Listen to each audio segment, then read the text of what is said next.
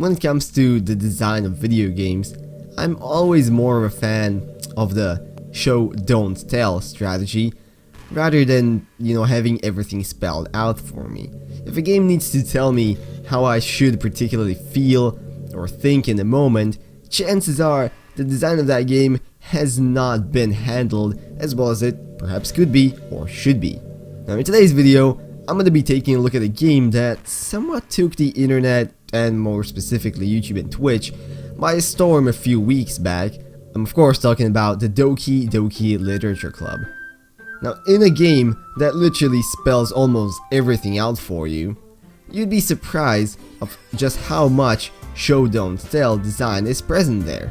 Today particularly, I'm gonna pick out 3 somewhat hidden aspects of design that you may not have thought of yet, which should, for the future, hopefully give you more appreciation for just how much thought goes into a game like this, and, theoretically, give you the same appreciation for whatever game you pick up next. Now I have to put a disclaimer here, this video will contain some probably heavy spoilers from the Doki Doki Literature Club, so if you haven't played it yet yourself, or somehow miraculously haven't had it spoiled by the internet yet, go onto Steam and pick yourself up a copy. It's all for free, it's not gonna take you a long time to finish, and it is quite the interesting experience, I have to say. So do not sleep on it. But anyways, with that out of the way, strap yourselves in, and let's go for a day in the Literature Club. Now I did say I'm gonna talk about 3 specific aspects, and those namely being, I'm gonna touch up on the character design, and just how much expressiveness and storytelling you can attain by those simple 2D sprites. And then I'm gonna touch up on the psychology, and namely 2 aspects of human psychology that Doki Doki plays on, that being the concept of a looping story, as well as the concept of Uncanny Valley, and why exactly does this game earn that psychological horror tag it has on the Steam page. But for now, let's start from the top with the characters. Now when watching several people let's play this game, one thing struck me as really interesting. If you do this kind of research, if you will, yourself, you'll find out that the voices that people give these characters are almost always the same. Why is that interesting? Well, that's because we never actually hear these characters speak. So how do you do that? How do you go from just having a 2D sprite onto being able to show your audience and tell your audience what kind of a character that is? Well, it's through some very clever and very well done character design. For this particular example, I'm gonna take in Yuri and Natsuki because they are somewhat of polar opposites in the club, and it's gonna make the easiest explanation for the example. Now let us start with Yuri and her character design. She is meant to be the calm and the more adult, or probably the most adult, from all the members of the club. Now, looking at her 2D model, if you will, there are a few striking things which immediately lead the player's subconscious to think towards this way. She's well dressed, her hair and eyes are both the color purple, which usually signifies more of a calm and balanced state than, for example, pink in the case of Natsuki. In most of her poses and stances, if you will, she holds her hands close to her body, either intertwined behind her back or on her chest, signifying a bit of insecurity, as well as a bit of distance that she's purposefully keeping from the other club members and the main character. Now comparing this to Natsuki, who I called her polar opposite, both her eyes and her hair are pink. Her hair is short, which I guess could translate into being slightly more rebellious. She switches sprites very often, being very expressive, clenching her fists, blushing, and just generally acting up like a kid. And yes, even though it's kind of ironically mocked in the game, her height does for sure contribute to this feeling. The Monika obviously is a slightly different case, so I don't think all of this applies as much to her. I think her design was still made pretty well, especially near the end of the game, where she is really meant to be creepy, and that definitely comes through.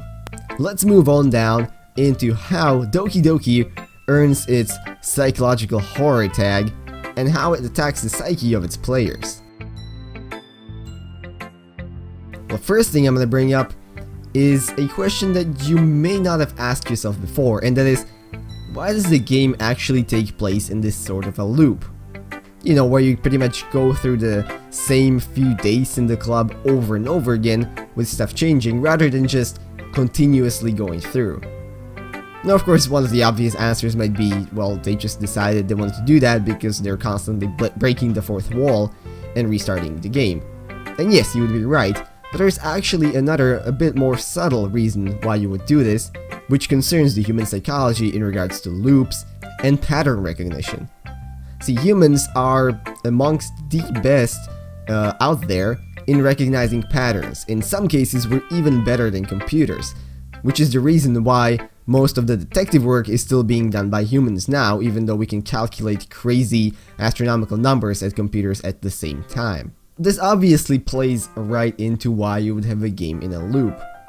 Because if you want the player to focus on the very often subtle hints at what's actually happening in the game, especially from the start, by introducing them to an environment they already know, you will eliminate as many distractions as possible from the outside and allow the player to really fill in the gaps themselves and hear those small subtle hints into what's actually happening in the grand scheme of things.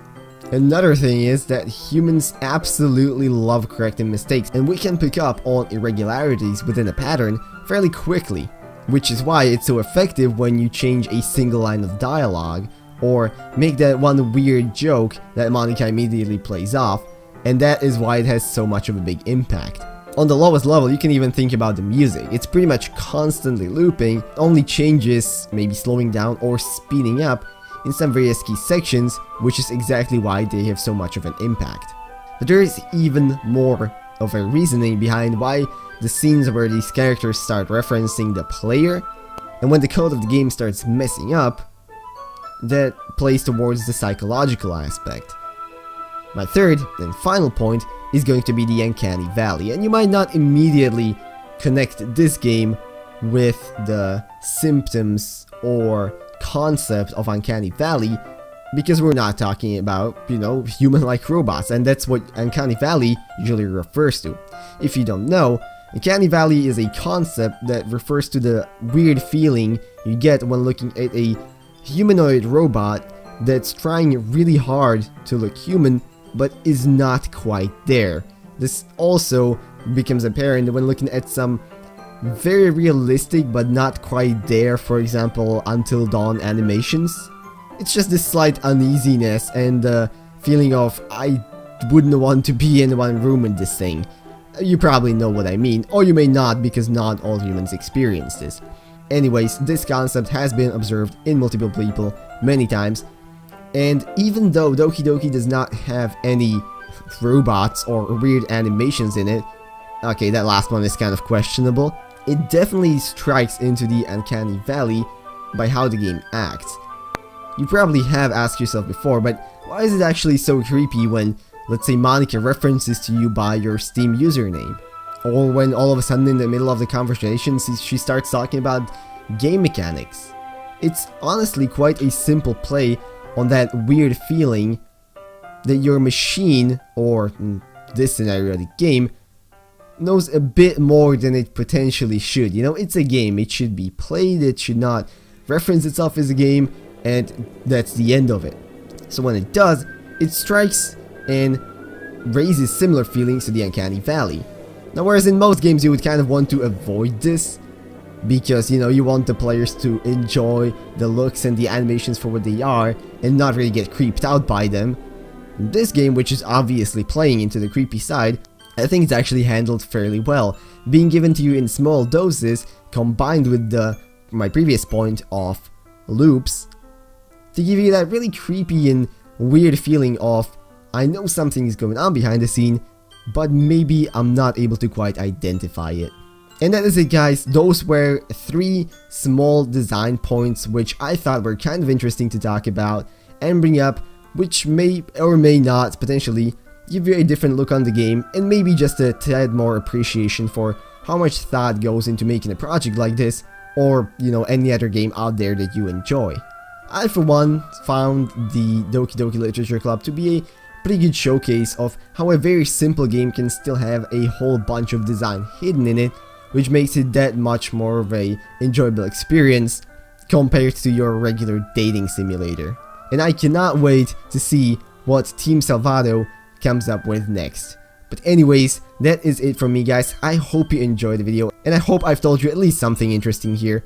If you enjoyed, you might want to consider checking out my other game design video playlist, where I talk about the design of all kinds of games, what they did right, what they did wrong, and what could potentially maybe be improved. I wish you all a beautiful rest of the day, and I'm gonna see you all in whatever next video I make. Bye bye.